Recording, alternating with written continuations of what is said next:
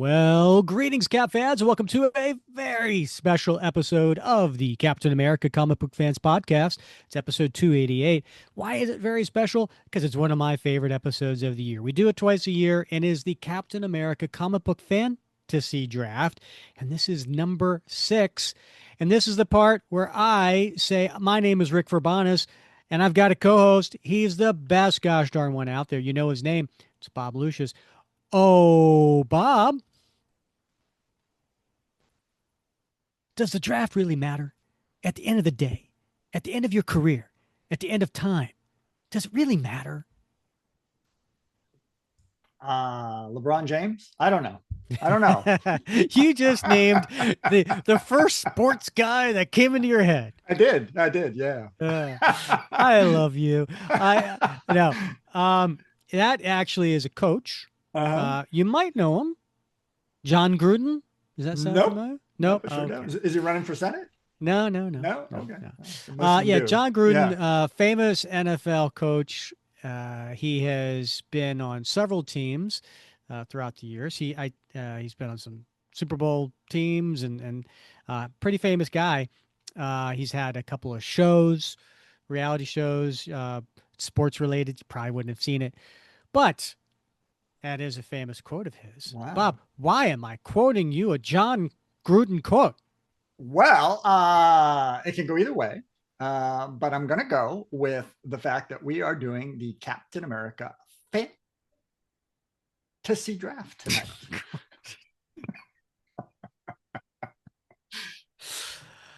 By the way, was it draft number 6 when that finally sunk in? Like you finally put the two together and right? Like, oh, yeah, comic book fantasy draft. Yeah, that's it. Yeah, good for you. Yeah, good for you.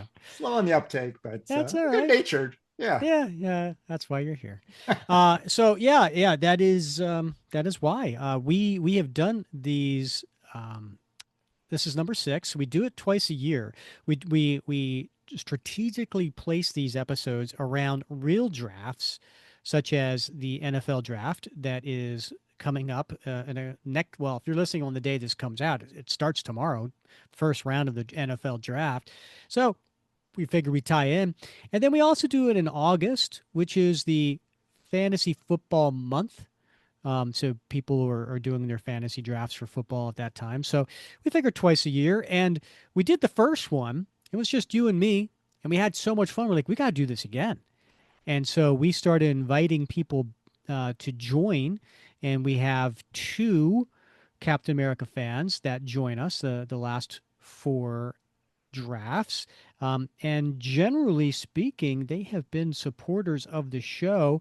And so we will introduce them here in a few moments. That seems... I don't know, Rick. It seems like there have been supporters of the show, and yet we invite them on and abuse them. Throughout this process. So it doesn't seem fair. But to be fair, I've and you have received some abuse as well. Well, that is true. Yeah. And well deserved, I should say. And it's all fair. Yeah. It's all fair in draft and wars and love and whatever that quote is. Yeah. So, so we'll have them on here. But Bob, it's been a week since I've talked to you. How you doing? It has. It's been a busy week, Rick. Oh my gosh. We're recording this, and I am careening toward the end of semester teaching. I'm dealing with a wildfire this week. A big wildfire broke out down here, and dealing with some litigation. Not that anybody's suing us, but we're sort of tangentially involved. So it's just been a lot going on this week. So I'm looking forward to having a little time to step back from all that and focus on what we love. How about you? How was your week? I've had a good week. Bob, I'm sporting some new glasses. I noticed that. Did you? Yeah. Yeah, you didn't say a darn word. I didn't know if it was intentional. I didn't know. At first, I thought, well, maybe he's going to take him off before the show, or maybe he's trying to throw us off our game by looking so scholarly and professorial. That you're just trying to mess with our head dope. I didn't know what was going on. I got tired, Bob. I got tired of. A few years ago, I got bifocal contacts. Yeah. Changed my life. I'm like, oh wow, I can see far away and I can see my phone. Yeah. And then my eyes got worse Uh, and my contacts couldn't get any stronger. So then I started putting these readers over top of my bifocal contacts so I could yeah. read, my phone. And then I'd have them like strategically placed, like I have some in my Yeah. work bag, I have one in Right. my car, I got one Yeah. here at this desk, I got one upstairs, I got one next to my nightstand. And inevitably, you know what happens is I go into a restaurant and I go and I sit down, we Hmm. get the menus. I'm like, I left the glasses in the car. Yeah. And then I have two choices then, Bob. I can either go out to my car, Yeah. retrieve my glasses and come back, or I can get out my phone and put the Ah, flashlight on right. and Yeah. try to Yeah. do that, Yeah. or take pictures and then blow Oh, up the that's it. picture. That's the one. That's the one right there. Yeah, I Yeah. find myself, what the heck is this nutritional information? Or, Yeah. and you got to take a photo and zoom in. That's terrible. Yeah. So now I've got these what do they call it? Progressives. Yeah. Right. So I've Right. got those going on. So taking a little. I'm only like less than 24 hours of having them. All So right. if you see me doing this, Yeah. it's because I'm trying to read something from the with the bottom of my glasses. It's Well, quite all right. annoying. Yeah. Yeah. I All think I'm right. gonna have better posture now, Yeah. from like Nice. sitting up and doing this. Yeah. Right. That Yeah. looks good though. All right. Nice. Yeah. You like Good it? for you. Good for you. Oh, Yeah. thanks. Brings out my cataracts, I Oh, think. yeah. Yeah. So, Beautiful. this is going to be an extra long episode. They always tend to be. So we should Mm. probably just get to our guests. Yes. Good call. And we've got two guests on the show, one returning and one brand new. We'll start with the returning guest. You have seen him on the show a few times. He is a super soldier patron. Now, what does that even mean? Well, we have supporters of the show because, listen, we have expenses. We don't necessarily like make any money on the show. So we have people who donate and they go to buymeacoffee.com/capcomicfans and they donate to keep us going. And we really do appreciate that tremendously well. So there's a lot of perks that go along with that because we want to pay people back. And super soldiers, we only have 10. We limited at 10. Why? Because super soldiers can come on the show. And so we kind of cap that out. So I say that because I want to introduce Mark Domeier, who is a super soldier patron. Hi, Mark. Welcome back to the show. Hey, great to be here. Brought my challenge coin with as well, one of a few that I have up on the shelf, and Oh, Very that's good nice. news. We were about to yeah, challenge you. yeah, I assumed that and was prepared for that. Yeah, happy to be a supporter. It's episode, I think, 5. Couple Cap Community Theaters. This is my second fantasy draft, and we did a Comes nightcap last co- year as well. comes Oh, with a wow. jacket. I know, It's right? Didn't we say that a last time? We It was did. We like should get some nice satin the jackets, no, you said it was members only. Yeah, but but satin, right? Okay. Yeah, with royal blue. Mm-hmm. Nice. Maybe some red piping, on the epaulets. I'll look for that in the mail soon. Please don't. Please don't. Oh, by the way, for everybody I owe something in the mail, I swear I'm going to get to it. I have so far behind, and we'll get to a few reasons why in a minute. But Mark, great to have you back. I'm excited for tonight. It's going to be a blast. All right. And then we have a shield slinger supporter of the show, longtime shield slinger. And we are excited to have, for the first time on the show, Kyle Foster. Hi, Kyle. Hi, I'm happy to be here. All Looking right. forward to it. I check every month to see if there's an opening for the super soldiers. Oh, well, we appreciate that. That is Um, cool. Yeah. yeah, maybe someday we'll break it past 10. I don't know. We'll see how it goes, but we appreciate that. But still, Shield Slinger is huge. Yeah, We really do appreciate that. So, Kyle, maybe you could tell the listeners a little bit about why you love Cap and so much that you're like supporting a show. Cap I find to be a very unique character because he is defined by his choices rather than his powers. You know, he's not he would be a hero no matter what. Steve Rogers was always going to be a hero, and I started reading him 50 years ago this year. First cap I ever got was the Bicentennial Battles, the big giant-sized Oh, treasury nice. book, and then I started getting I think it was Marvel Super Action that were the reprints of the old Cap stories that had the Steranko Hmm. era stories where against Hydra and all those, and that's why I think my Cap default is Espionage Cap with Sharon and Dum Dum and Fury and all that stuff because they were all really integral in those first stories I read. That's cool. So That's awesome. we've talked about this on the show before, right? We feel like there's three types of cap. There's super soldier, superhero, and super agent. And Yes, sounds like you yeah, like the super agent. yeah. That I think that's my default. That's why I like Brubaker so much. That was very much back in that Mm. Steranko style. Makes sense. Yeah, that's awesome. Kyle, it's great to have you on the show. And by the way, I'm a big fan. You're a frequent poster in the Captain America Comic Fans I try group. to. Yeah, and Yeah, always it's a good group. It's a good great group. stuff. Great stuff that you share. So thank you for that. Or we're going to challenge you, Kyle. Where's it going? It is in my display case that is not in this room. All right. You know what? We've scouts on her. We trust you. You've Mine's in seen my my picture. You've seen the picture of mine because it's the one that was all beat up Oh, because it that's got true. into the wash. yeah, mine's Yeah. in my pants, but I do have my fidget spinner. So I need one of those. in case I get stressed tonight, I can just spin my fidget. So. There's going to be a lot of stress tonight. Yes. So for those who aren't familiar with what we're doing tonight, I'll give a brief synopsis and also I'm going to present the rules so that we're all on the same page. And so we are doing a draft of characters to form a story. So very much like a fantasy sports draft. Our team is going to be the characters in our story. We all have Steve Rogers on our team. So these will be supporting characters for Steve Rogers.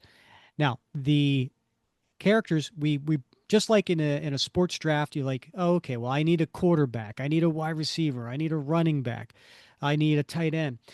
You need categories in this draft as well. So the categories are you need a villain, you need a lover.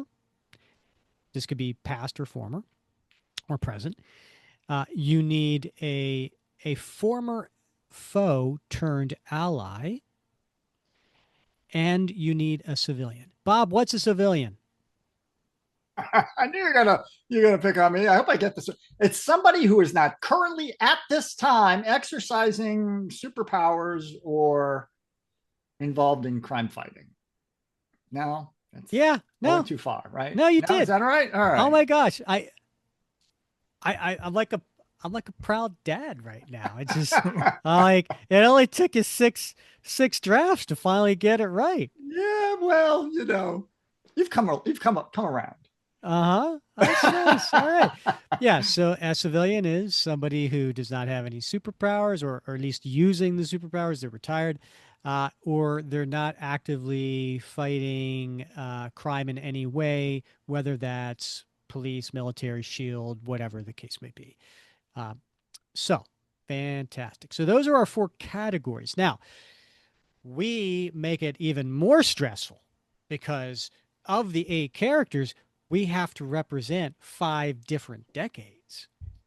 So, because it would be really simple for us to just pick eight characters with what that, but now we're making it tough, right? We're making it tough because you got to represent. Cap's been around for nine decades, right? Um, I think so. Am I doing the math right? I don't know. Yeah, close enough. Yeah, Yeah, eight or nine decades, right? yeah. So you got to Round you up. got to pick a character from five of those different ones, and we will be keeping track on that. If you are listening, you're missing out a little bit because we'll have images of the characters up in case you can't remember, like, who the heck is that? Because we do pull some obscure ones, and also we'll have a halftime. So after round 4, I'll have a little recap of everything, and I'll show that up visually to show where we are and where we're standing and what we still need to do. Gentlemen. So I hope you all have your musical instruments for the halftime show, so we can knock that out really quickly, and then get back to the second half. I actually have my trumpet right behind me. I've got a didgeridoo behind me, so we can have all kinds of fun. I've got a bass guitar, so we can jam. Recorder. Yeah. Nice. Yeah. I've got the spoons for the knee. Kyle, who's your favorite bass player? There's only one only one right answer. My favorite bass player? Mhm. It would probably be Sting. Okay. All right. Favorite. I did say favorite. Now, who's the best bassist? The best? I think Christopher Squire and Yes was the Oh. best, but I would also give Geddy Lee a strong vote. Okay. I respect those answers, but it's wrong. Even Sting refers to him as the godfather of all bass players. That is Mr. Sir Paul McCartney. Oh, well, yeah, he's very underrated. He's a very underrated bass player. He does a lot of the same things Sting's did and have melodic bass lines that carry the song as opposed to just being rhythm. He was in a band, wasn't he? Was that Wings? Yes, Yeah, Wings. he was. Yeah, it was the Wings. Yeah. Yeah, it wasn't very popular though. And you got to reverse that, Kyle. He doesn't do a lot of things that Sting does. Well, you're right. Okay, Sting does a lot of things that McCartney did. Yeah, Sting Yes. looks up to Paul. He Yes, calls you're him the right. godfather You're right. of all bass players. All right. Sorry, I digress. And before we get into the draft, I do want to say, you guys have been active in the bracket, right, on the fantasy on the Facebook group, and when this comes out, let me just take a look at my handy dandy calendar right now. So the day this comes out, we are actually starting the Final Four, and then so Wednesday the 22nd, and Thursday the 23rd. These are two of the Final Four, and then on Saturday the 25th is when we have the finals. If you had a guess, who do you think's making it into the Final Four? Mark, you go first. As you're saying this, I was just pulling up today's poll to see where see where we are. It's so hard every day as we got past the first round. One of my nostalgic favorites, and I'll keep saying it as long as it goes, is Death of the Red Skull. Mm-hmm. I think that one will be there. I also think Winter Soldier is going to be in the Final Four as well. Those are two of my I favorites. got news for you, man. If Death of the Red Skull does win, it's going up against Winter Soldier. Yes. So it won't make the Final Four. Okay. All right. Well, then that's not long for the world. I don't think it's going to get past Winter Soldier. So, Winter Soldier may be the leader in the clubhouse right now. So, that's probably where I would go. How about you, Kyle? For sure bet. I will always go with Winter Soldier. That's my favorite Cap story of the modern stuff. I think that the group also gravitates to the Englehart and Lim era. So I think Streets of Poison has a chance of getting through. Streets of Poison's going up against Secret Empire. Who do you think won?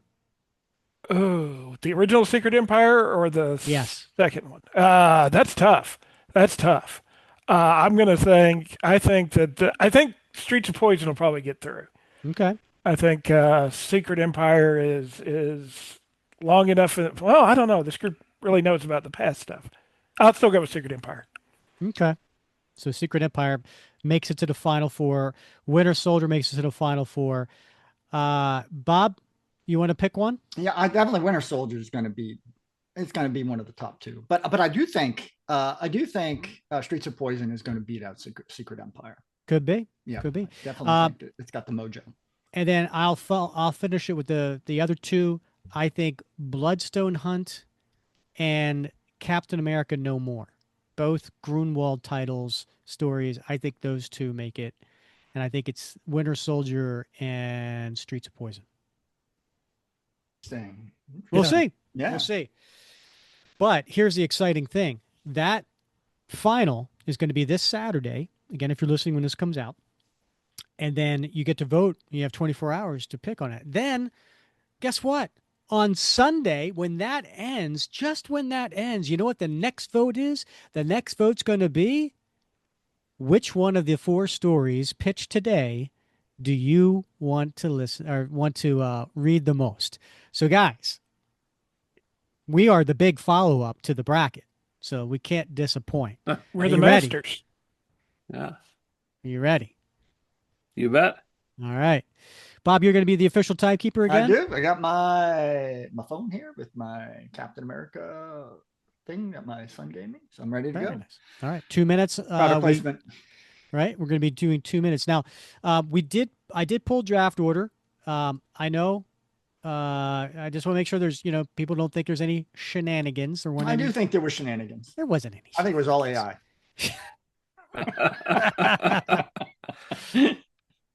It wasn't any shenanigans. If you know anything about me, you know I'm honest to a fault. So yes, I put a video out there of actually me doing it, and I got first, Bob got second, Mark got third, Kyle got fourth. Now, to be fair, it's a snake draft, so I'm not going to have first every round. So then it goes Kyle, Mark, Bob, and me. Right. So I have the first pick, and then I have the 8th pick, and then I wrap it around and I start off with the 9th pick. So that's how the snake draft is going to go. All right. I think we covered the rules. I think we covered everything. So I guess I'm on the clock. One last thing. If there is a dispute, we vote, right? We do. Yeah, we absolutely. Vote. So just remember, who's the smiling one? No, in all seriousness, we do. So if there's a dispute, we'll just resolve it as we go along. We'll take a vote, and then we'll move on. Yeah, and there'll be disputes. Yeah. Are you saying there may be some loophole discrepancies at some point, Bob? There could be, Mark. One never knows. Yeah. All right. So I'm on the clock. Bob, you want to start the timer? Yep, you are on the clock. Go. First pick. Okay. So I will say this to you guys. So when I go back and I take a look at the last 5 drafts and who had the very first pick, I actually had the first pick the first 3 drafts just by sheer luck. And it was one of those things where I put Bucky in with the first pick. Now, I'm going to go back and take a look at the previous draft number 4. Matthew Glover had the first pick, and he picked Bucky. And then Jason Olsen had the first pick last time, and that was the first time Bucky wasn't picked. So I have to pick a Bucky with the first pick in this draft, Jack Monroe. Ooh, interesting. All right. Yes, Jack Monroe, Bucky of the 50s, is the number 1 pick in the draft. He is absolutely pivotal to my story, so it was very, very important for me to get him. I didn't want to risk waiting, and he represents the 1950s with being retconned to was it the All Winners, something like that? Sorry, I don't remember the name of it. Young man. Young man. Young man 24. Yeah, Young man 24. So he represents a decade of the 1950s. All right, interesting pick, Rick. Puts me in a conundrum. And you're on the clock. All right, I'm going to go with William Burnside. So same issue. Oh, Young Men 24 with a cover date of December 1953. And of course, he appeared, in Captain America 153, which we've covered on the show. So retroactively, credit was given to Don Rico and John Romita Jr. and Mort Lawrence, but of course, we know Steve Englehart and Sal Buscema did that retcon. So he is going to be my foe turned ally. Foe turned out, and Jack Monroe is my foe turned ally as well. So when you say it put you in a pickle, were you considering Jack Monroe? I was actually. I mean, I did have him as a pick, but I had a backup for him. So, All right, Mark, you're on the clock. Wow, good thing I turned my mic off because the sigh of relief that I was actually concerned Rick might possibly take my first round pick fits a couple categories, a foe turned ally and a love interest. Oh no. From 1985, Captain America number 310, Rachel Layton, Diamondback. Very important to my story. Tom Boyd may or may not have known already that I was planning on picking Diamondback. And I believe I have his vote now in the poll. So I'm ahead. You already have one vote. I won't get shut out. All right. So you have Diamondback as your love interest, and also she classifies as foe turned ally. Yes, indeed. Kyle, you're on the clock. Okay. I am also relieved. My first pick is, in keeping with my picture, Sharon Carter. Nice. 1963? 68. Hold on. Let me check my page here. I got it all written down. 65, I think. 65. Tales of Suspense, number 75. 1965, December. She was my backup pick if Diamondback had been taken. So Diamondback was my backup pick if Sharon got taken. Great minds think alike. All right. Well, let me just cross Sharon Carter off my list. The first pivot. Yes. I am going to have to pivot. All right. Good pick. Kyle, it's back to you with the first pick in the second round. My second pick, unfortunately also from the 60s, is Star Saxon, a.k.a. Machine Smith. Interesting. Is he your villain? Yes, he is my villain. All right. If you can find pictures of everyone on my list, I will be very impressed because I have gone truly, truly obscure in a couple of cases. Is that why you were laughing before? Because I saw you laughing when I mentioned because that. I have picked some really obscure people. Okay. Well, then you got lucky getting the popular one first, and then all the rest are going to be obscure. All right, Mark, you're on the clock. Mine is not as obscure, and I'm not just mining for another vote, John Sewell. Batroc the Leaper from Tales of Suspense 75, same issue that Sharon Carter debuted in. And he is from the 60s. He can classify as a villain, maybe. He could also be a foe turned ally, but we'll see where my story takes him. Well, you got to classify him. Pick one. We'll call him a villain. All right. Batroc Zilipa goes with pick number 6. Bob, you're on the clock. All right. Well, I'm going to do my former love interest, Peggy Carter. First appearance, Tales of Suspense 75, number 1965, or if you don't count the obscured memory, then her first full appearance would be in Tales of Suspense 77 from 1966. So she classifies as the 60s, right? She does. She does classify as the 60s. So she is my former love interest. Love interest always love interest early on. Yeah. Well, it's kind of like a quarterback, right? Like once they're gone, they're gone. So, all right, Bob, I am on the clock. You are, my friend. In the interest of that run on quarterbacks. Or tight ends. Or wide receivers. I don't know what you're talking about. Yeah. I feel like I've got to go with the love interest before they're all gone. Sharon Carter's gone. Peggy Carter's gone. Diamondback's gone. Before you know it, It's Connie. I know it's Connie. Bob, you know me so well. Bernie Rosenthal. Bernie. Bernie All right. is my love interest and pick number 8 in this draft. Right. We are flying along, folks. We really are. All right.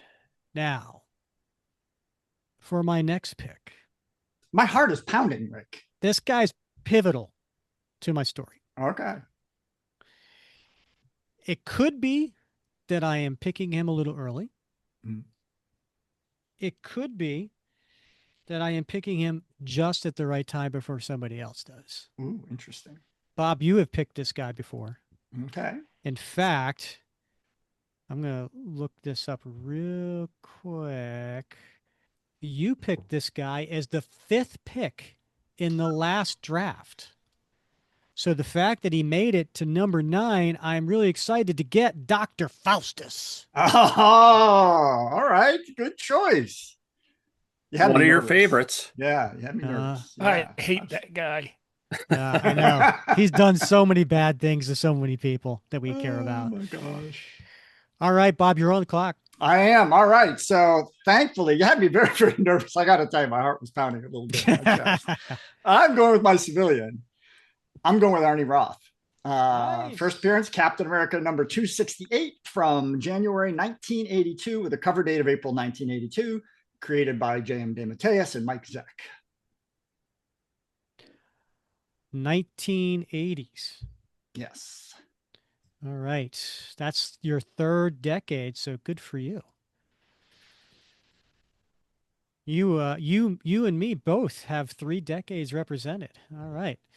Mark, you're on the clock. I am. And I'm trying to decide between a couple right now. I am going to go with Flag Smasher What? from 1985, Cap number 312.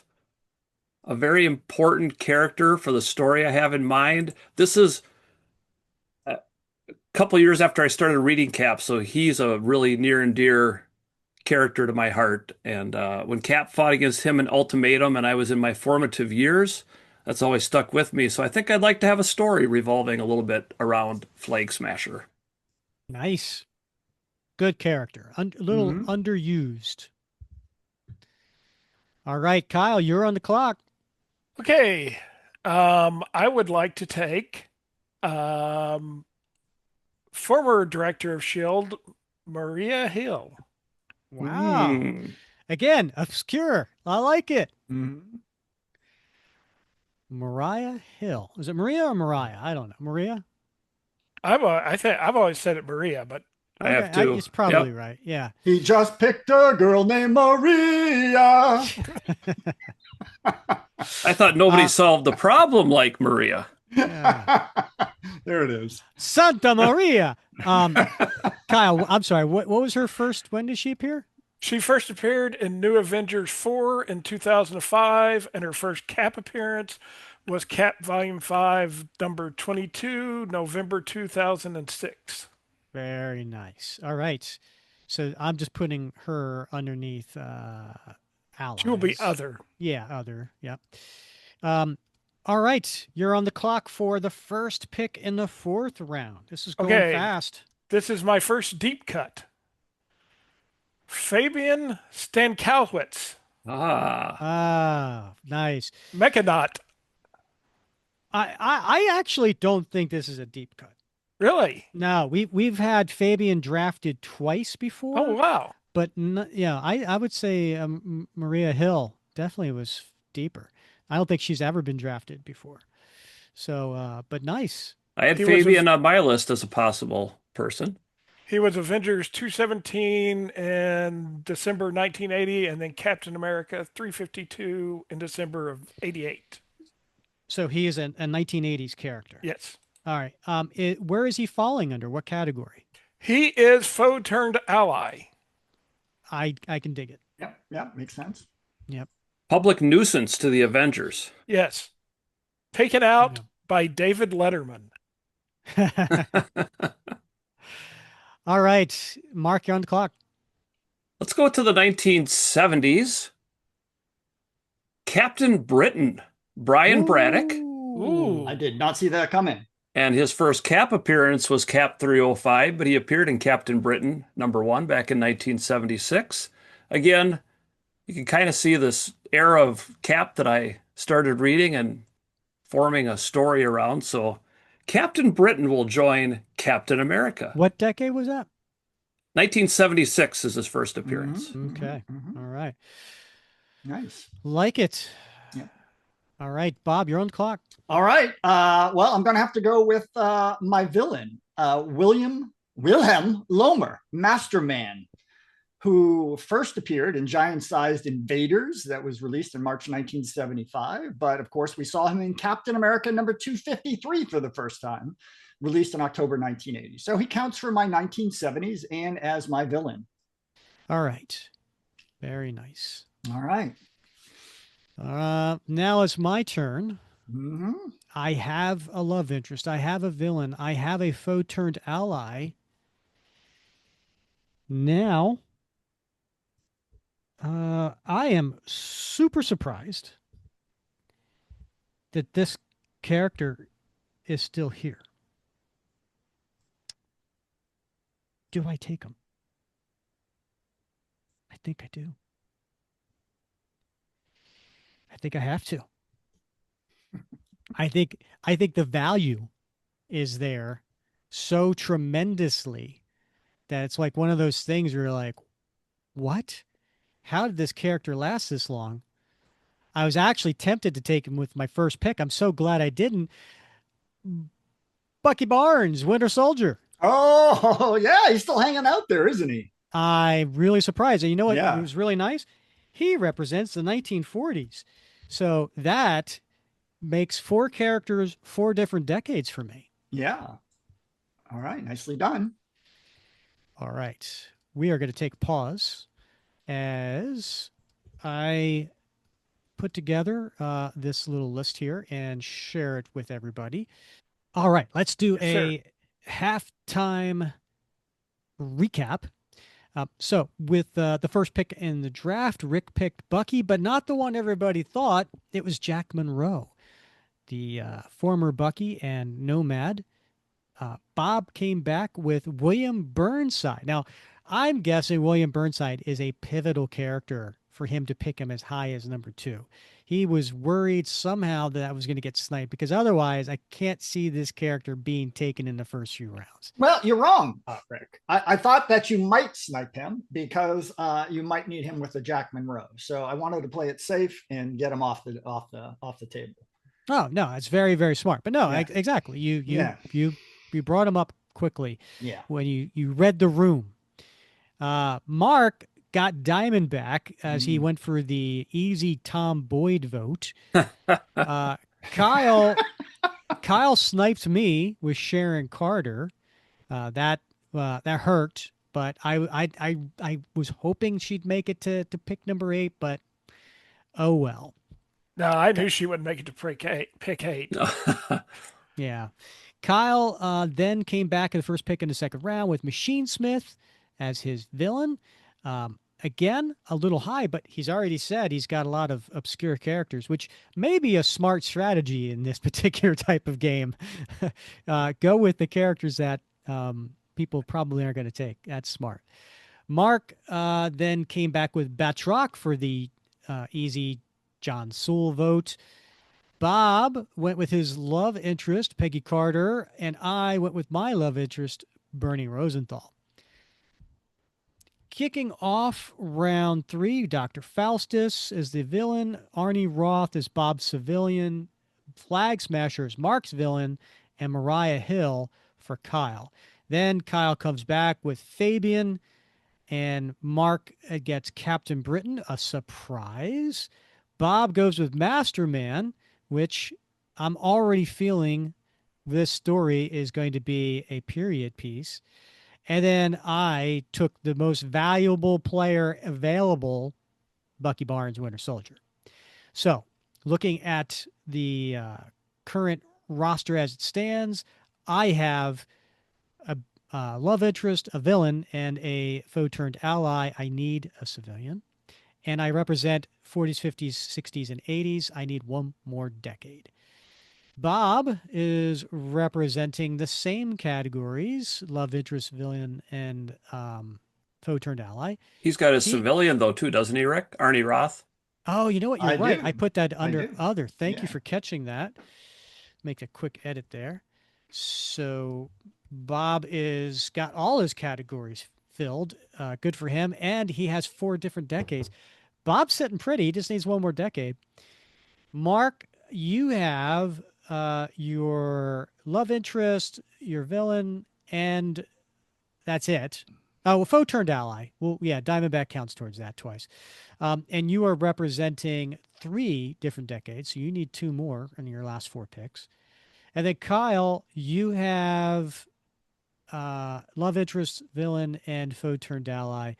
I'm sensing a theme here. Everybody's waiting for their civilian at the end because they feel like it doesn't matter. We can pick this guy.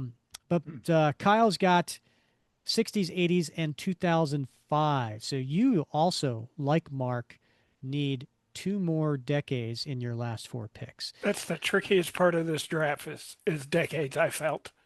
Especially if you're doing a period piece, right? Because yes, I was originally going to do a period piece and went, no. yeah, trust me, when you hear my story, you'll understand where I was in that same boat. Hold on. That raises an interesting question, right? Because how do you, unless it's a World War II story or perhaps a Cold War story, right? A period piece. We've got the sliding timeline, right? So I mean, this guy's yes and no. Right? Yes and no. Yeah. No. So I'll go back to a story that I did. Okay. I did a follow up to Deathlock Lives. And that's a certain time in the scale. Sure. Yeah. And so Sharon Carter can't be in it because she was still, that's fair. Okay. And any character that came after that wouldn't be in it. Okay. Right. Makes so, sense. Okay. Yeah. So if you're doing a story like that, right. that is a period and a piece in time. Yeah. Fair enough. Well explained. Well, I had 2 ideas. If I didn't get Diamondback and I could get Sharon, I was going to have to pivot what time period in the Cap chronology it was going to go, because Sharon's not in it where I have my story planned. So it's a lot of thought into that, as Rick said. Yeah. Yeah. Some of us think that throughout. Yeah. Some of us don't. Some of us don't. Some of us, we just go on autopilot. My original picks were like, uh-oh. I started to think about it, but then I fell asleep last night. So. All right, Bob, should we kick off round 5? Put me on the clock. Do it. Yeah, let's do it. Rick is on the clock. All right. Again, I've got to go with the character that I think is a major league character. Yet, too often, this character lasts until the later rounds, doesn't get the love that he really deserves. And so I am going to give him some love now with pick 17, representing the 1970s and my final decade that I need, Mr. Sam Wilson. Good pick. Good pick. All right. Yep. Okay. All right. Great character. You got some huge characters with him and Bucky and Jack. Yep. Yeah. Bernie, of course. Yeah. This is a blockbuster film waiting to happen. It really is. Really is. Rick is known for those. He pulls it all together. So, all right. Nicely done. All right, Bob, you're on the clock. I'm torn here. I am torn here between 2 potential co-villains. But go with the sexy one to go with Masterman. Come on. I am. I'm going to go with Arnim Zola. So Arnim Zola, first appearance, Captain America 208, released in January 1977, created by the legendary Jack Kirby. So I was torn. I really was here. And in fact, I got to change my whole story to use Zola, because that's not who I had in mind. But going with Zola. He just looks better than Warrior Woman. Is that it? Well, let me finish this and I'll let you know. He brings a TV to the equation. Yeah, that's Yeah, right. if you get bored. Yeah, yeah, it's a good one. Yeah. Mark, you're on the clock. We're going to add one more villain. We're going to add Baron Wolfgang von Strucker Ooh. from Nice. 1966. Uh-oh. Did we feel somebody got sniped? Yeah. Oh, that sucks. Did I snipe you? No. Baron Oh. Strucker. All right. Baron Yeah. Strucker. I was kind of worried based on where I think you're headed here, Kyle, and I'm like, I like this guy for something I kind of want to try, and so we'll see how that works out. But he appeared first in Strange Tales number 150 in 1966, and his first Cap appearance is in issue 130. Another, I think, sometimes underutilized character. They could do so much more with him, and he just kind of shows up as a raving lunatic, which may or may not be how he shows up in my story too. Yeah, now that he's over in the X books, I'm not real sure what's going to happen to him Yeah, really different. with that weapon exile thing. I But haven't been agree, reading he's that. Is that underrated. good? I haven't read it. I haven't read an X-Men book since Claremont left, so I just keep That's a up with him, while. kind of. Okay. All right. And that's the 1960s there for Strucker, right? Yes. All Yep. right. Very nice. Kyle, you're on the clock. I will take not an obscure character. I will take the original Marvel character, Jim Hammond, the Human Torch. Oh, wow. Very nice. You just want the 30s. That's what you want. Yes, but I haven't. He fits in the story. Okay. Jim Hammond. Very nice. Yeah, that's an unexpected pick. It's the first time for him in these drafts. It really It is. is. Yeah. When I It first got into comics, Invaders was like my team book, Oh, and the whole reason I bought it was because the Human Torch was on the cover, and I thought it was Johnny, and I was like, wait, this is cool though. He's cooler. It was Yeah. the Baron Blood. It was the issue where they introduced Baron Blood, and Torch is off walking during the blackout. And he said, "I'm going to teach them why their people are afraid of fire." I was like, yeah. nice. I have to say, you weren't the only one who was confused thinking that was Johnny Storm. Yeah. Yeah. I think a lot of people fell for that. All right, Kyle, you are on the clock with the first pick of round 6. I am going to take round 6. I'm going to take someone that you just mentioned. I'm going to take Luther Manning, Deathlock. Ooh. Wow. I am Wow. looking forward to your story. Yes. There. And he Luther. is the 1970s, I believe. Yes. Yes, he is. And his first Cap appearance was Captain America 286, October 1983. Am I putting this under villain or other? He is villain. Okay. With Machine Smith. Hey, wait a minute. It's starting to sound like a story I did. You did listen to the other podcast, right? Yes, Okay, I'm teasing. but not that one. Yeah. No, I will say Deathlock, yeah. In 286, Yes. special place in my heart. That was the very first Captain America comic book I ever recall buying with my own money. Oh, And cool. I have been buying it monthly ever since. A prodigious run. Says the English teacher. That's your word of the day. I've been Yes. buying mine with my wife's money. So That's the best way to do it. that's right. Mark, you're on the clock. I need my civilian. And so my civilian is going to be Cap's chauffeur for this storyline. That would be Mr. John Jameson Nice. Okay. from 1963, Amazing Spider-Man number Wow. 1. First Cap appearance wasn't until Cap 358. He flies the Quinjets for the Avengers, so there'll be a little bit of a travel story here with Cap as John Jameson takes him around. And that's he's 1980s, right? Or 70s. He first appeared in the 60s, Amazing Spider-Man 60s. number 1, yes. I'm Yep, not a big Spider-Man guy, so I missed that. that's unfortunate. I know. Uh, I've read I know- my share, but still. Yeah. I know I still need 2 decades with my You last do. 2 picks, and I think I have that covered. So, Okay. barring a really deep cut by Kyle, I think I should be fine. Bob, you're on the clock. All right. I gotta recover from that first pick of yours, Rick. I'm gonna go with Fred Davis Jr. Oh, nice not, pivot. Not Sammy Davis Jr., but Fred Davis Jr. First appearance, Captain America Comics 49, released in August 1945. And of course, he showed up in the modern age for the first time in Captain America Annual number 6 in 1982. So counts as a 1940s character for me. And he's going to have an important role in this story. I don't know what makes me happier, the fact that you were able to pivot so well, or the fact that I stole Jack Monroe from you. Yeah. I'll never tell you how important that character was. Yeah, but it was really, really important. In my mind, it was really important. All right, so I'm on the clock. Bob, I feel like I'm taking this one from you. Maybe not necessarily in this story, but in life in general. Because I know how much this character is important to you. In fact, he's your second favorite character, Mr. Nicholas Fury.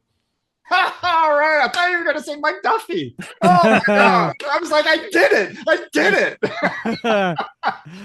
No, I got Nick Fury. All right, Nick Fury's a third best character, right? But fourth best. I got to count Duffy. I got to count Doughboy, right? All right. Yeah. I thought you were leading to Fury earlier when you had that big buildup in a previous round. Somebody that Bob would want and has used before. Right. Tricky. Yeah. Who was that? Oh, it was Faustus. Faustus. Yep. Yeah. All right. Yep. First pick in round 7. I need a civilian. So this one is going to come as a huge surprise to you all. Okay. Never been picked before in any of our drafts. She represents the 1960s. Not that I need another decade, but Dr.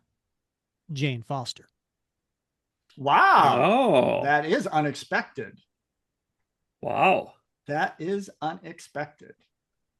Okay. All right. Bob, when did she coming? When did she come into the Cap comics? I'm just curious. That would be during the Ed Brubaker run in Captain America number 7. Yes, that's right. Thank you. Mm-hmm. All right. Bob? All right. Well, you knew it was coming. Uatu, the Watcher. First appearance, Fantastic Four number 13, released January 1963, but he also appeared in Captain America, the 1996 series, number 12. Character created by Stan Lee and Jack Kirby. So Uatu, the Watcher. We knew it was coming because this was one of your Nick Fury files, or was it? No, I'm just leading you on. Oh, okay. The Watcher on the wall. Nobody knew that was coming. Oh, okay. Yeah, I didn't. But you drafted him before, didn't you? I have never drafted the Watcher. No. Nope. Well. Yeah. Mark, what you got? I'm going to take somebody from the 1990s, and I'm going to do my German heritage wrong because I'm probably going to mispronounce his name. He first appeared in Captain America number 387, 1991. Hauptmann Deutschland, Captain Germany, will be making an appearance. Yes. Wow. This is fantastic. I love the deep cut. I'm putting him under other, I guess. I mean, he's an ally as well, of course, but yeah, whatever flips your waffle. All right. Very nice. Kyle, you're on the clock. Okay. Love that enthusiasm. So I need one more decade, right? Let's see. You've got the 60s, 70s, 80s. Oh, no, you're done. You have 30s, 60s, 70s, 80s, and 2005. You're good on decades, but you do need a civilian. Yes, I will take my civilian right now.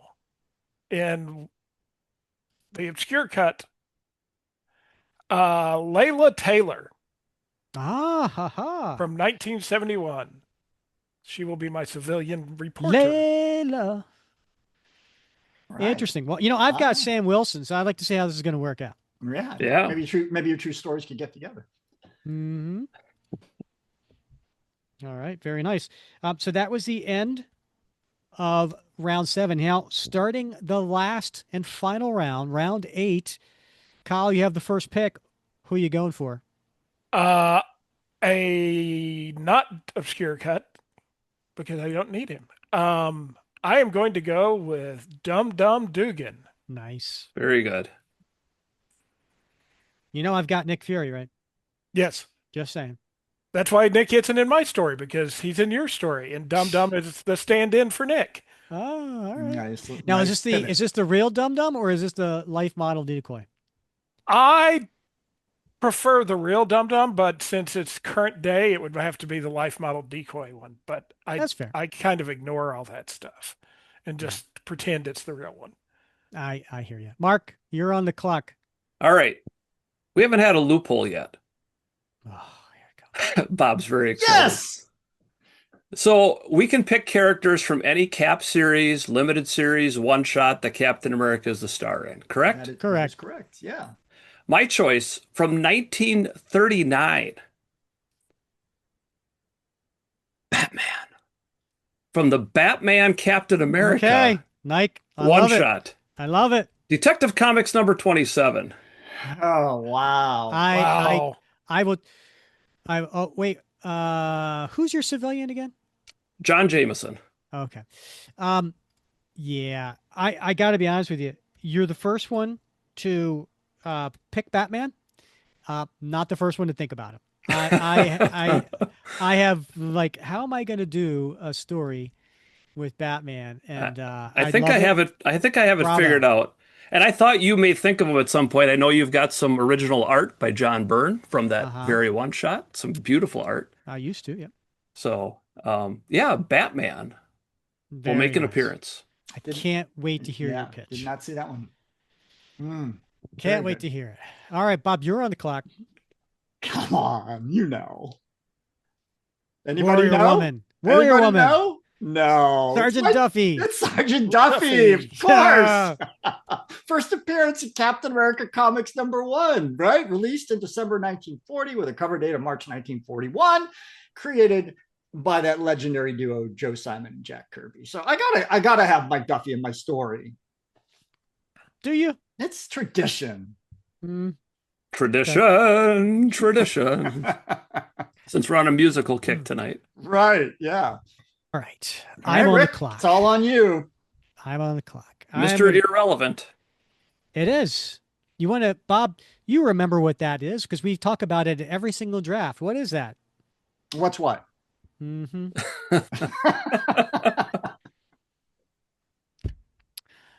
Mark, for our listeners who maybe don't know, what does that mean? Mr. Irrelevant is the last pick of the NFL draft every year. And so the last his pick nickname, of the last pick of the Cap Fan-tasy Draft, though I'm sure he won't be irrelevant to your story. You know who it's not irrelevant to? The guy that gets picked. Correct. Exactly. Yeah. See, you flip your perspective. You see the world in a different way, Mark. That's right. You're not wrong. You rarely are, Bob.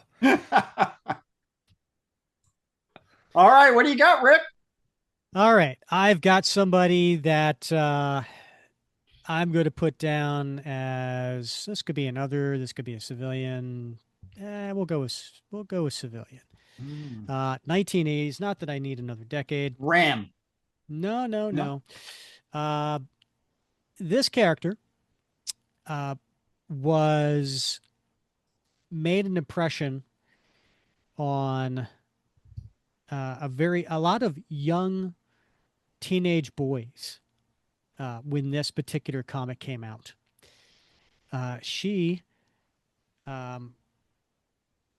especially, I think James Foley had mentioned her by name, and that is one Miss Priscilla Lyons, aka Vagabond. Hey, all right. Very good pick. Good pick. Good pick. Have you picked her before? No, I think it's the first time she's ever been picked. Really? Mm-hmm. Okay. Yes. And there you have it. All right. There you have it. That is the draft. We have all our characters. Every one of us got our decades, got our categories, and we have a story to pitch. So what's going to happen next is we're all going to have 3 minutes to give a pitch to our story. Then what's going to happen is this Sunday in the Facebook group, we will put up a poll and you will get to vote on which story you would like to read the most. In addition to that, each one of us will have an opportunity to write a little blurb about each character and what they are going to be doing in the story. And we will put together a previews, like from a Diamond catalog previews description that you would see, like a solicitation of what the story will be. So we'll be putting that together and we will include that with the poll. So you get to pick which story you want. All right. I am busy typing this stuff up. Who wants to go first? I'll go first. All right, Bob. I'll give you the clock. You All right. have 3 minutes. All right. So my story begins in 1953 in New York City. And it's a world where the Nazis had won World War II, where Dr. Erskine had never escaped Germany. There was no super soldier program. And Steve Rogers never became Captain America. He's 31. He's working at the Lee School as a janitor, going to night school to become an art teacher. He's still scrawny and sickly and shares a tenement apartment on the Lower East Side with his best friend, Arnie Roth, who works down at the Brooklyn dockyards. Like the rest of what's in the United States, happening in the rest of the United States, New York City is ruled with an iron fist with these roving patrols of master guards, effectively clones of Masterman. Steve arrives home to find out that Arnie has been arrested, but all his inquiries lead to nowhere. Roth has seemingly disappeared without a trace. So Rogers heads down to the docks where he meets up with Roth's foreman, an old grizzled World War II vet who got amnesty for his army service, but is yet stuck working a dead-end job for poverty wages, a guy by the name of Mike Duffy. Duffy doesn't know where Roth is, but he introduces Steve to someone who might know, a woman named Peggy Carter. Peggy is rumored to have done something overseas during the war, but she returned with her face half scarred and all her pre-war memories of her life gone. She is now, however, involved in the American underground resistance, and so we learn was Arnie. She tells Steve that he's mostly been taken to a work camp over on Rikers Island, a place run by the infamous Arnim Zola, who performs medical experiments on his prisoners. But she says it's a lost cause because the camp is guarded by none other than the former master man with his squad of master guards. But Steve refuses to give up. He's going to go get Arnie. And Peggy says that if he's dead set on it, she can show him a way to get through an old sewer system inside. After that, he's on his own. So Steve goes back to the Lee School where he confides in a colleague and a friend, a history teacher recently out of college by the name of Billy Burnside. Steve just wants to let him know where he's gone in case he doesn't return. But Burnside is young and full of vim and vigor and is all in on trying to help Steve find Arnie. So they take off to meet up with Peggy Carter to find their way into the sewer system. But as they get there, they realize, just past curfew, by the way, so the master guards are out, that they've been followed by a young teaching assistant of Billy Burnside, a guy who was a recent graduate of the Lee School by the name of Fred Davis. They can't send him back because of the guards, so they all go into the sewer system to try to locate Roth. And they find a shop of horrors in there. And eventually they locate Roth, but he's in bad shape. And as they attempt to leave, the alarms start blaring. They've been detected. The master guards arrive as well as Master Man. And Steve, in order to save his 30 friend, seconds. All right, save his friend, triggers the door, it comes down. He battles it out with Master Man and the master guards, but he gets his ass beaten. But he gets thrown across the room into a vat of this oozing liquid. And sure enough, he breaks out of that vat. And it's the same vat that turned Master Man, William Lomer, into Master Man. He's able to defeat Master Man, rejoin his friends outside the gate. And as Roth and Burnside make it back home, Rogers and Davis decide they're going to pick up the fight. And that is how this reality gets their Captain America. And so the Watcher tells this story and reveals that, in fact, we're going to have a Captain America and a sidekick in this reality. I love it. It's what That's if. very cool. What if? Awesome. It is a what if. Yes. Very nice. All right. I like that, Bob. Very well kind of creative thought out there. And the whole vat thing kind of had that feel of Helmet Zemo a little bit. Well, you're right, because if you remember from Master Man's first appearance in Giant Size Invaders #1, he is created in a vat. and breaks out of that vat and is his enhanced self. So I thought we use that same process here with Steve. Love it. Yeah. Great Love idea. the Watcher as a narrator is just always such a great use of that character. So thank you, my friends. All right, who's next? I can go if you want. All right, you are on the clock. Ready, set, go. Spinning out of Shadows over Albion. From a previous Cap Fantasy Draft written by the great Tom Boyd, Cap and Diamondback, after their adventure in England, are invited by Captain Britain to join them on a tour of Europe because he has learned about the machinations of Flag Smasher, Batroc, and Baron von Strucker as they guide Ultimatum and seek to sow dissension among the nations of Europe in order to gain supreme power, and thus must rise the new allies, Captain America and Diamondback, Captain Britain, joining them Hauptmann Deutschland to defend Germany, and also joining them Batroc Zeliber? France is in danger. What will Batroc do? Plus, Baron von Strucker, leaning into the magical elements of the old Nazi regime, trying to gain different mystical powers, has somehow brought a dark mystery guest over from a distinguished competition. Will he join the heroes in taking down the villains and saving Europe on this heroic road trip? Tune in and find out as we leave Shadows over Albion and enter the dark depths of Europe. I love it. I love it. So, Yes. all right. So, how can Tom not vote for you? Yeah, right. I know, right? Tom went from voting for you to now being your PR manager. He may be campaigning. And we don't even know how Shadows over Albion ends yet because I see an ad in issue 3 of Shadows over Oh, Albion. yes. You know? Yes. stay tuned next issue How sad. because sales are so good that we had to keep the story going. Right. All right. All right. So, I have a question for you. Yeah. What if, here's a what if, Okay. I take Diamondback with the first pick. And Bob, instead of taking William Burnside, takes Sharon Carter. What are you doing?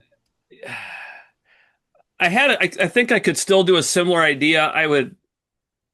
I think I was going to lean toward including the Scarlet Witch as the love interest. Interesting. I wanted somebody that was heroic and had powers as part of that. In the Captain American Falcon series in the 2000s, there was a kind of sort of romance there. So that was my well, I have the third pick, so if I have to, I'll take her. Sharon Carter, I would have pivoted to more of a spin out of the Man Without a Country storyline when Mark Waid and Ron Garney came on. But this sits squarely in the Mark Grunwald era. Thomas said his story right before Fighting Chance, so continue out of there and take all these wonderful characters and throw them together in a magical road trip.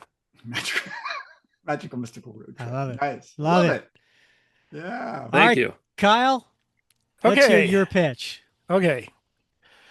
Captain America, the Orwell Protocols. The revolution will be digital. We begin with a tight shot on a TV screen.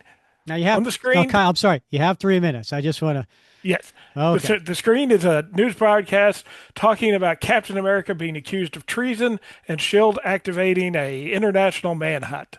So we then pull back and we see S.H.I.E.L.D. raiding this house, which was a safe house, which Cap and Sharon were occupying earlier. Dum-Dum is there, and he says basically if Cap's gone traitor, then we're the ones who have to bring him down. So we flip back to 2 weeks earlier where we see Cap and Sharon having a quiet dinner at home when suddenly there's a knock on the door. He opens the door and he finds Fabian standing outside. Fabian is disheveled and looks like he's been running and he's sweating. And he tells him, Steve, I had nobody else to turn to. You've got to help me. There's something very wrong. And just as he's about to tell Steve what's wrong, Deathlock the Demolisher shows up. So we have a nice fight with Sharon getting Fabian to safety and Cap fighting Deathlock and getting him defeated temporarily. And so they get away. And that's when they see news reports coming out that they've been involved in stealing state secrets involving some sort of surveillance system. So the surveillance system, they are told by Fabian, is called Project Looking Glass. And during Civil War, Maria Hill authorized this back door into basically every system they could find because they were worried about Ultron or another AI getting loose in the net since everything is so connected. Well, we discover that someone has done that, and that someone is Machine Smith, who after his last appearance has been living in the net. So they have to find the location where Hammer moved this mainframe to, and they have to be able to take it out. During the course of their adventure, they recruit various people who have been off the grid and would trust Steve over any sort of evidence. So Julia, as a reporter, has been following this story about AI experts being murdered. So Cap goes to her thinking that they may be related, and she starts sharing information, and she can kind of keep Cap and them abreast of what's going on in the world outside as Dum Dum is hunting them. They then go to Maria, and they find out where the location is. When they arrive at the location, they find Deathlock and Jim there working for Machine Man. Cap is able to talk to Jim and break him out of the control because he's not a normal android. So his loyalty to Steve breaks him out. They defeat Machine Smith by disconnecting the mainframe from the internet. And at the last page, you out of time, Kyle? Yes. Yeah, you got another 10 seconds. Yep. Okay. At the very end, we see a screen that comes up that says Machine Smith 5.0 online, field test, human variables, unpredictable, initiate protocol, dead man's hand. And it would say continued in Secret Avengers. Nice. Very cool. Good. Yeah. I like the thought you put into that. That is really a lot good. of detail. A lot of detail. Yeah, I love a story that starts in median res right in the middle, and then kind of flashes back and how did we get here, and you really detailed that nicely. Some of the fears of today, some of the AI internet stuff, Machine Smith fits wonderfully into that whole concept. Yeah, that was my whole idea, was about what is truth if truth can be changed digitally. Interesting. Yeah, I like that. That's true. Mm-hmm. Yeah. I Now, also Rick, like the fact that you had Dum Dum say, all right, if Cap did something wrong, we're going to be the ones to bring him in. Like that just seemed like something like a Dum Dum doing. It is a Dum Dum thing. Yes. Yeah. Yes. Yeah. And I love that, people will take Cap's word over any evidence in front of their face. Yes. Right? That's cool. Yeah. Too. I wanted to work in Clint and Mockingbird, but we don't have enough characters, so. Right. There would be a lot more people in this story if I had free reign for everybody I wanted. I hear you. Yeah. Rick had to rein you in at the beginning because, we learned our lesson with Tom. Yes. He read the script for Shadows over Albion. Yeah. Yes. Yeah. Panel by panel. As soon as you said the camera is in on there and he pulls out, I was like, oh no. Yeah. I wanted to make sure you had enough time. That's where we got the idea for the halftime from, because we had to take a break halfway through Tom's recitation. So. All right. Is it my turn? You are the last man standing, Rick. So all right, give me a second here. All right. Let me know when you're ready. I'm ready. Go. All right. So for many of us fans of the J.M. DeMatteis and Mark Gruenwald years, the way Ed Brubaker ended the character of Jack Monroe didn't sit well. When Brubaker got approval to bring Bucky back as the Winter Soldier, he felt having two former Buckys was redundant. So he wrote a one-issue story of Jack going crazy, rushing through the final sad year of his life, only to be assassinated by Winter Soldier. And that was it. No acknowledgement, no funeral, no one missing him. Until now. In my one-shot story, Steve is alerted by Nick Fury that Jack's body was found. There are flashbacks to memories of times with Jack as Steve grieves his fallen friend. A small service is held where Steve gives an amazing eulogy, only as Steve can, both honoring Jack and also encouraging others to keep fighting like Jack did after he was constantly used and manipulated his whole life. Others speak, like Bernie, who was there when Jack came to Steve for help, and Priscilla, who talked about how Jack saved her and inspired her. Sam shared stories of working with Jack, and a reformed Winter Soldier lurked in the background, feeling guilt over his actions. It was an intimate but loving send-off worthy of a hero. The other aspects of Jack's death issue was how senseless and sad his last year was. But what if it wasn't senseless? What if he was actually being manipulated, once again, by the evil mastermind Dr. Faustus? Last we saw, the Doctor was in Nomad 22, which was a crossover with Captain America in 1993. And at the end of that story, Faustus was in his minimal security prison, and Jack confronted him, shooting him in the head, leaving him for dead. We next see him in Cap 22 in 2006, where he was manipulating Sharon Carter disguised as a SHIELD therapist. What was he doing before that? Well, he was having his revenge, using an agent disguised as Dr. Jane Foster to drug him and cause hallucinations. Jack wasn't a sad, failing loner, but a victim of a madman. And if you recall in that story, Jack was watching the news about the Avengers disassembling and wanted to reach out to Steve, concerned for his friend. But the story jumps 3 months and him blacking out that period of time, so we never see what happened. In my story, Jack sends a recording to Steve with a message of encouragement, which Steve didn't get until a couple of months later, which inspired Steve to talk to Tony Stark about forming a new Avengers team. So he was manipulated, not a sad deterioration. He was celebrated by his friends, not forgotten to never be spoken about. And it was his message during Steve's low point of Avengers Disassembled that inspired him to start the new Avengers. That is why the title to my story is A Hero's Farewell. Nice, well done, Rick.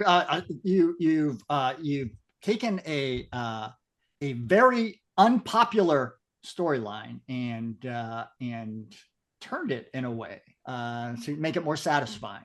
Well done. It does. I feel if you could say I didn't like a Brubaker story, that was probably my least favorite because Jack Monroe was Nomad when I started reading Cap. So he's always been an important character. And I love that Nomad series that he had that you referenced in there. And to tie that all in, that retcon, just so well done, so well put together. I hope Alana Smith isn't listening because otherwise she'll never publish this story. Oh, yeah.